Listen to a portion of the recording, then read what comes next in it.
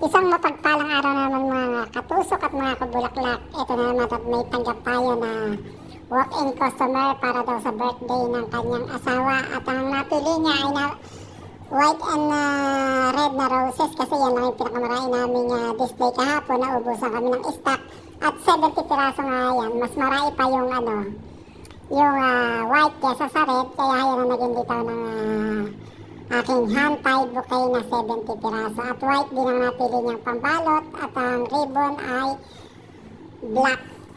Ayan na nga, papatapos na, niribunan ko na at nilagyan ko ng cards pang happy birthday at picture-picture na yan.